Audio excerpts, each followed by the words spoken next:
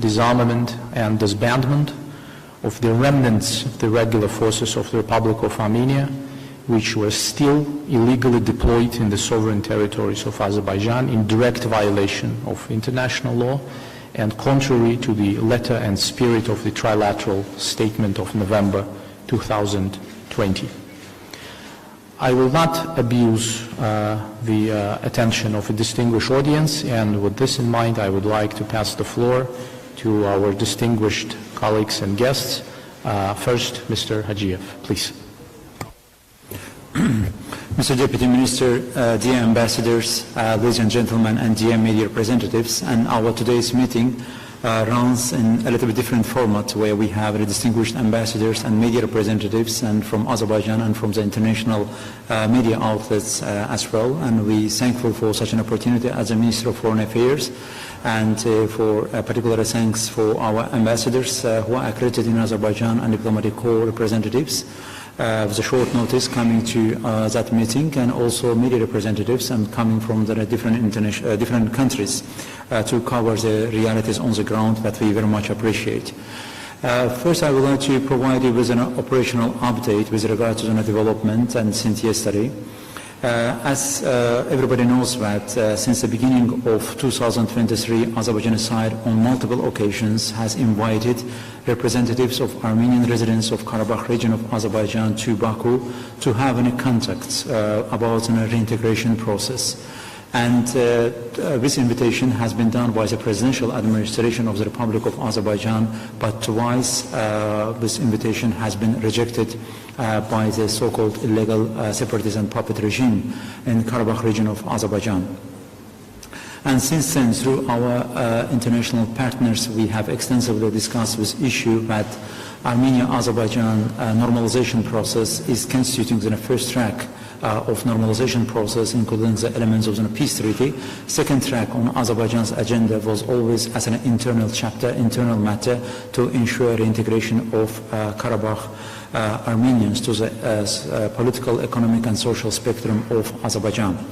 And Azerbaijan's broader vision about the social economic integration was also ready, and it was prepared with an appropriate government institutions of Azerbaijan, and to meet humanitarian situation on the ground, and also to ensure a smooth reintegration process.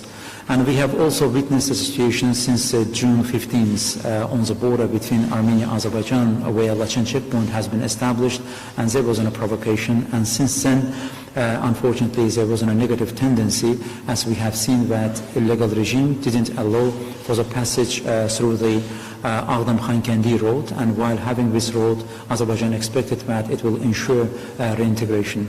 But in order to having this process, and also on a bilateral discussion between Armenia and Azerbaijan, Azerbaijan always raised in front of the international partners illegal military presence in the sovereign territories of Azerbaijan.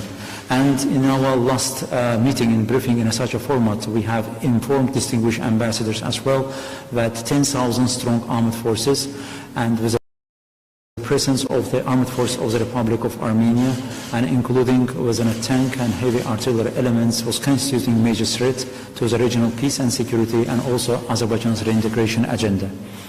And yesterday early morning, and within landmine explosions, as a result of which Azerbaijani civilians and police officers become a victim, has caused for the triggering element for Azerbaijan to start limited and localized counter-terrorism measures on the ground. In a sense, it was civil military engagement, and also involving some police elements as well. It was not just only military operation as such, and therefore it was considered counter-offensive and local and limited scale engagement on the ground. And in the meantime, it was not in a large-scale military operation as such, because, as once again I would like to reiterate that this engagement was on a limited and small scale by nature. Azerbaijan side, as it has been demonstrated in the appropriate videos and recordings by the armed forces of the Republic of Azerbaijan, has chosen precision-guided ammunition. Azerbaijan was very selective and very vigilant, and also quite extraordinarily sensitive with regard to the civilian objects and civilians. Therefore, precision-guided ammunition has been applied to avoid collateral damage to the civilians. As a result of which operation that we see, as a result of these measures on the ground, what we see, there is simply no damages to civilians. There are some rumors and some information are coming, but it needs to be double-checked over again. But if happened, we can talk about the very, very minimal case of collateral damages, but we are ready to look at such cases as well. In the run of this counter-terrorism actions on the ground from Azerbaijani side, SMS messages has been delivered to all households, all mobile subscribers in Karabakh region of Azerbaijan, and warning the population and residents on the ground, especially civilians, to keep them a safe distance from the military objects and military installations. And then appropriate leaflets in 2 languages, in Armenian and English, has been provided to all households, to all major cities, and especially has been distributed amongst the civilian population. The message was that keep them a safe distance from the military objectives and military installations. What we have witnessed that Armenian side, and it was also operative information that we are receiving, they try to install military objectives very close to the civilians and civilian institutions. And in the course of the counter-terrorism actions on the ground, on certain occasions, Azerbaijani side has identified legitimate military target, but while seeing civilians next to that, and military operations and military engagement has been abolished and aborted. As a sign of respect to the civilians, it once again demonstrated that how Azerbaijani side was vigilant with regard to that. And with regard to the diplomatic actions on the ground, and since the start of this engagement, we have been also engaged very active diplomatic engagement with our partners, and reiterating over again that Azerbaijan's agenda is about the peaceful reintegration of Karabakh Armenians, and Azerbaijan also supports normalization process between Armenia and Azerbaijan. But Azerbaijan cannot tolerate any longer having within 10,000 strong armed forces on the sovereign territories of Azerbaijan with the substantial components of the Armenian forces on the ground. And yesterday, presidential administration of the Republic of Azerbaijan made it twice in a statement, once again inviting representatives of Armenian residents of Karabakh to Yevlax city of Azerbaijan to have discussions and to have contacts and a dialogue with regard to the reintegration process. Unfortunately, yesterday it was not addressed in a proper manner from the other side. And also Minister of Defense of the Republic of Azerbaijan made an appropriate statements, and also some other government officials of the Republic of Azerbaijan made a statement that once they decide to disarm and to disband the armed forces on the ground, Azerbaijan is ready to hold counter-offensive actions, but again I would like to underline over again that it was a limited scale and also local engagement. And over the night, and there was an active engagement through the diplomatic channels and also via the Russian peacekeeping contingent on the ground. And we also had continued to have very effective and collaborative relations with them and via them, and we also delivered our certain messages to Karabakh Armenians, and they also played their important role with regard to ensuring safety on the ground with regard to the local population on many important issues. We have coordinated certain actions, and beforehand, of course, Azerbaijani armed forces informed Russian peacekeeping contingent and Russian-Turkish military monitoring center on the ground so that to avoid any potential collateral damages on the ground. And again, we have a very effective and coordinated actions on the ground with regard to the safety of the civilian population. And we as the Russian peacekeepers and also via our international partners, we have continued our engagement. And Azerbaijan's proposal was on the table that we are ready to hold military with counter-offensive, counter-terrorism actions on the ground once they decide to disarm. And since the early morning, with discussions continued, as a result of which there was a consent that 1300 Baku time there will be a halt of the military engagement on the ground. And Azerbaijan has received assurances that so-called illegal forces on the ground will disarm themselves, and also military detachments of the Republic of Armenia stations on the sovereign territories of the Republic of Azerbaijan will disarm itself, and they will also abandon all their military outposts and military positions, and also surrender all their military equipment and their arms and weapons. And there also safe passage to the appropriate assembly points will also provided from Azerbaijani side. And heavy equipment and surrender of the heavy equipment, in this case heavy artillery, tanks and some other equipments will be subject for the further discussions, but it will also be surrendered to Azerbaijani side. And all of these actions are also on the ground, coordinated with the Russian peacekeepers as well. And Azerbaijan also is ready for tomorrow's engagement and also initial contacts with the representatives of the Armenian residents in Karabakh to have a broader discussion about the reintegration process under the constitution and laws of the Republic of Azerbaijan. Azerbaijan's vision is ready also to have a smooth reintegration process.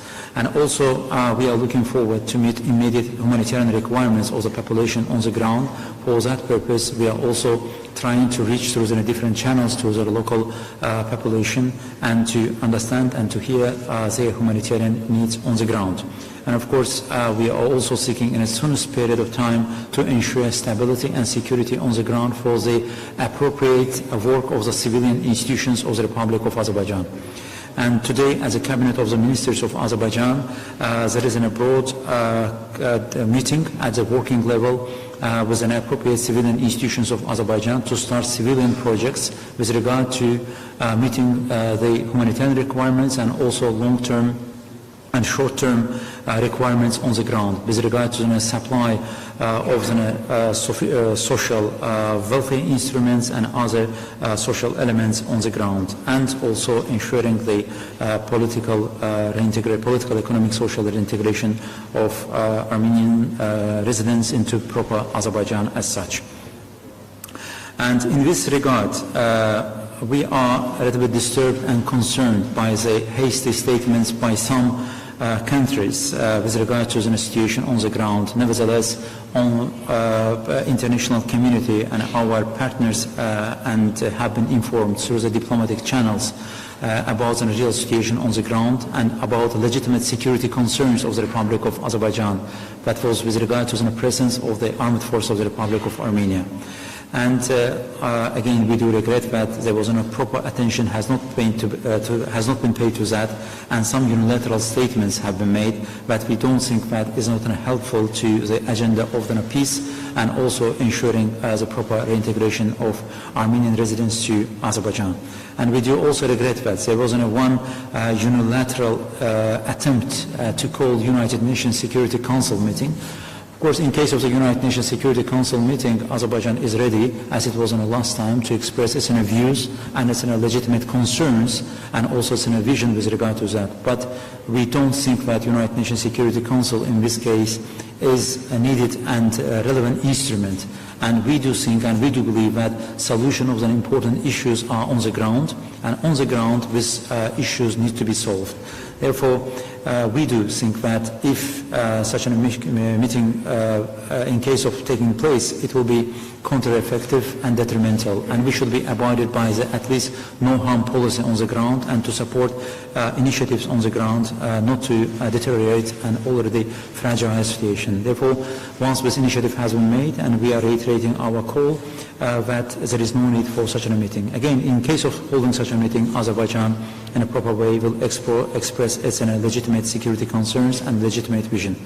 Again, I would like to reiterate that Azerbaijan's agenda is about peace and regional peace, and Azerbaijan will do its utmost to ensure reintegration of the residents of Karabakh, and we do think that with the disarmament of the military component, we will have far better chances, far better opportunities for reintegration process and also Armenia-Azerbaijan peace agenda to advance.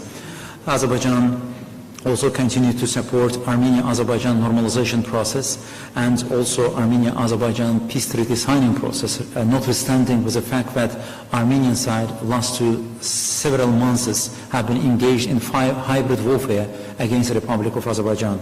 This hybrid warfare has demonstrated itself as a diplomatic warfare by Armenia and Armenian diaspora and lobby groups against the Republic of Azerbaijan. And Armenian diplomatic missions all around the world are still questioning the territorial integrity of the Republic of Azerbaijan. And we know that they are writing the diplomatic notes to different countries when we are holding different events in the liberated territories of Azerbaijan. And this logic we still don't understand. Because verbally, Republic of Armenia, at the level of the head of the government, and states that they recognize Azerbaijan's territorial integrity, but their diplomatic actions speak for the contrary. In UNESCO, when Azerbaijan's cultural heritage was inscribed and highlighted, there was a massive attack to the UNESCO against the cultural heritage of Azerbaijan. It was yet another ununderstandable gesture from Armenian side. Armenian side also through its diaspora and lobby groups and also some international media outlets also engaged in a massive disinformation and misinformation campaign against the Republic of Azerbaijan. And militarily speaking, that Armenia still was holding the military forces on the ground on the sovereign territories of Azerbaijan, and all in all of these elements are a demonstration of the fact that all hybrid warfare. As a result of these actions from the Armenian Republic of Armenia, they have created unnecessarily toxic and unconducive atmosphere for the agenda of peace in our region. Again, regardless of this fact, Azerbaijan supports peace initiatives and looking forward for active engagement with our international partners on Armenia-Azerbaijan normalization track as such, and we do think that reintegration process that constitutes the second track of Azerbaijan's policy of reintegrating Karabakh Armenians to Azerbaijan's social economic track will complement with one another and will ensure stable and enduring peace in the region. Thank you. I will be pleased if there are any questions and remarks. Thank you, Mr. Hajiev. If I may pass the floor to distinguished Ambassador Amir Bayov, representative of President on Special Assignments. Please, sir. Thank you, Ambassador Zaur. Thank you, ladies and gentlemen, excellencies, dear representatives of media. First of all, let me join my colleagues in thanking you for showing up in such big numbers. I don't have much to add to what was said, and I will keep my remarks rather short. Just a couple of messages. The first one is just to say that today's developments, they have helped us all to basically overcome one of the main stumbling blocks which were in the way of the achievement of sustainable and long-term peace between Armenia and Azerbaijan, and that is the fact that the issue of illegal foreign military presence in the sovereign territory of Azerbaijan has been efficiently addressed. Despite the fact that Azerbaijan has raised this issue on many occasions in different international platforms and appealed to Armenia in the first place, but also to major facilitators in the peace process, that this issue has to be dealt with on an urgent basis. Unfortunately, we didn't see any concrete actions or any efficient recipes to address this problem. So, like it has been always the case in the last several years, Azerbaijan was actually forced to resolve this issue on its own. I hope that today's development and the arrangements reached will be completely and in good faith fulfilled by the Armenian side. And I think that this is one of the prerequisites for the future advancement of the peace process. I would like just to take this opportunity to reaffirm Azerbaijan's strong and steadfast commitment to the advancement of the peace agenda and to our commitment to engage constructively in all three tracks of the normalization process between Armenia and Azerbaijan. That is the negotiations on the peace agreement, the discussions on the delimitation of the frontier between Armenia and Azerbaijan, and the third track being the opening of communication links between the two countries. I think that today's developments have put us in a situation when we will have less irritants on the way of concentrating on the main issues which await us ahead. And I would like to echo what was said by distinguished Mr. Hajiev, that we also want to make sure that nothing deals a blow to a very fragile and sensitive nature of current situation. We want to appeal to countries, relevant countries, the countries concerned, to think twice between undertaking any steps or actions or statements that could put this fragile situation in further jeopardy. So that's why I would like to reaffirm our appeal to those who basically are seeking to convene the session of the United Nations Security Council to think how helpful this step could be in order to advance the overall peace agenda. We have seen already several previous occasions what this contribution was. So we want to concentrate and to divert our attention back to the main peace process, to the main peace tracks, and so that's why I hope that this appeal of Azerbaijan will be heard and the meeting will not negatively affect, or at best could be even cancelled, because I don't see that the reasons which actually stood at the bottom of this desire to seize the Security Council, they are no longer there, because the ceasefire arrangement has been reached, and we hope that it will be respected by the Armenian side as it is by Azerbaijan. Thank you. I would like to thank both distinguished gentlemen, representatives of the presidential administration, for their interventions at today's briefing. I hope that ladies and gentlemen of the diplomatic corps and of the media community are now better equipped to understand the realities on the ground, the first-hand information provided by the Azerbaijani government on the processes and the immediate aftermath as we see it from Baku. Now I would like to open the Q&A session and invite the distinguished audience, be it diplomatic or representing the media community, to use this opportunity to ask questions or provide comments perhaps. Please.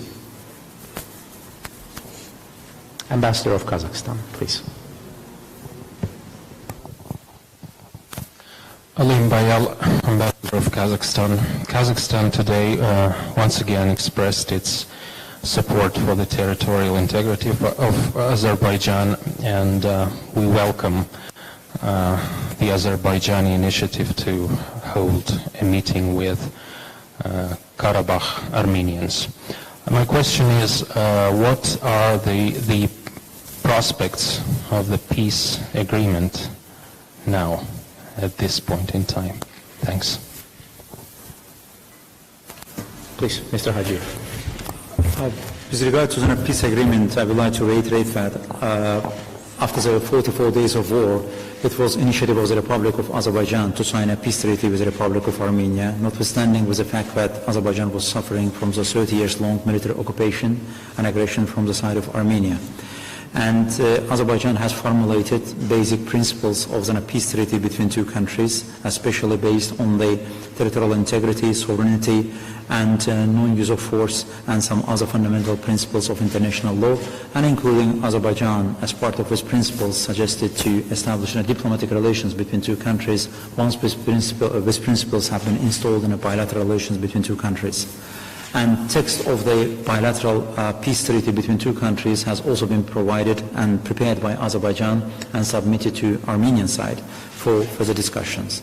And we do appreciate that our international partners, and particularly United States, provided good offices for facilitation of the peace treaty discussions, and also Russian Federation also provided another platform for discussion on the peace treaty issues. But with regard to the platforms where these discussions have taken place, that was always the position of Azerbaijan. It's not an important where we're discussing, but was an important what we are discussing. And what we are discussing in a sense that Azerbaijan's approach was that sooner is better, with a peace treaty, we can have transformative and sweeping change in the region of the South Caucasus, and it can also close in a chapter of the hostility between two countries that Armenia has unleashed in this war against Azerbaijan. As we have already informed the international community and diplomatic corps in Azerbaijan, more than 70% to an extent, or roughly we can say, of the peace treaty has been cleared. there are certain issues, and fundamental issue was about ethnic minorities concept, and our international partners also suggested that Karabakh Armenians as such is in a concept of an ethnic minority. In that concept, as an ethnic minority should be reflected, but in the meantime, while reflecting ethnic minority, it should be a reciprocal process. Armenia should also assume its responsibility for the regard to the ethnic minorities. We expected that on the margins of the United Nations General Assembly there will be another round of the intensive discussions. Unfortunately, as a result of which this hybrid warfare that I try to describe, and also negative tendencies that we have witnessed in our region, we couldn't hold yet another round of the intensive discussions in Washington on the margins of the United Nations General Assembly.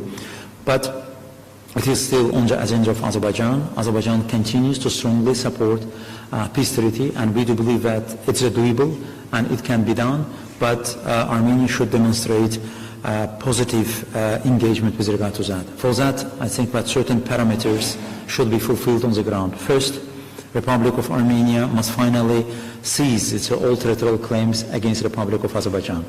Second, Republic of Armenia so far denied that they don't have any military forces on the territories of Azerbaijan, and today Armenian leadership over again denied this fact. But facts are speaking for themselves, and we have an operative information, and this current counter-terrorism actions on the ground once again demonstrated that Armenia has real forces on the ground, because we were not dealing about paramilitary or any kind of with paramilitary groups. We were dealing with the real combat forces on the ground. As this video footage has been provided, they have been building strong trenches and within bunkers, within strong artillery elements, as a result of which Shusha city of Azerbaijan was bombed. But you know that how valuable Shusha for Azerbaijan and Azerbaijani people, and they were bombing Shusha and with a heavy artillery, as a result of which we lost one civilian, and they were bombing Aghdam city of Azerbaijan that has been destroyed, and new installments that we are building in Aghdam, they tried attempt to bomb that one as well. It once again demonstrates that we were dealing with the real army on the ground, not some kind of paramilitary forces. And third, that Republic of Armenia, from its government budget, continues to support financially, politically, logistically, and militarily with an illegal puppet regime on the sovereign territories of Azerbaijan. And Armenia must end all of these elements, and afterwards we do think that we will have much better opportunities for peace. Therefore, we are cautious optimistic with regard to today's arrangements that once illegal regime has agreed, was obliged to agree to disarm the armed forces, we will have better chances to withdraw all elements of Armenian armed forces from the Republic of Azerbaijan, and to ensure regional peace on the ground. And we are still once again reiterating our support and commitment to the peace treaty between two countries. Again, we do think that it will change entire the political map and geopolitical map of the region of the South Caucasus. And I would like to also reiterate and repeat that integrated region of the South Caucasus was actually initiative of the President of the Republic of Azerbaijan. While having international media in our auditorium, I would like once again to reiterate and to urge an understanding of the international media with regards to a certain terminology. Unfortunately, there was some tendencies as if there was going to be ethnic cleansing, whatever, in Karabakh. That is a completely unacceptable, such a terminology against Azerbaijan. Because we are proud of our multiculturalism, we are proud of different ethnicities living side by side in peace and dignity in Azerbaijan. And therefore, same parameters with regard to the protection of the rights of the ethnic minorities will be provided on an individual basis to Armenians in Karabakh. There could be potentially some concerns within the Armenian residents of Karabakh. Once again, using this opportunity, we would like to send our messages that Azerbaijan's intention is to provide their rights and security and their safety as well.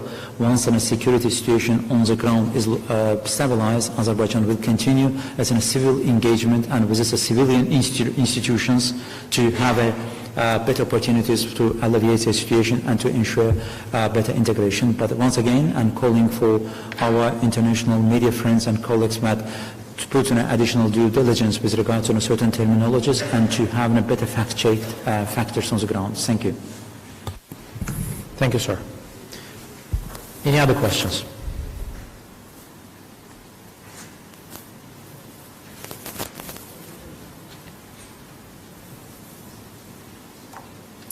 That seems not to be the case. I would like to thank our distinguished counterparts. Sir, yes, in the back, please. If you can introduce yourself. Thank you. Добрый день, издание news.ru, Москва, Юрий Зайнашев. Известно, что Европарламент сутки назад призвал ввести санкции против Баку, призвал Совет Европы. Как вы думаете, есть ли какие-то шансы на реализацию этой идеи, особенно учитывая, что события закончились так быстро?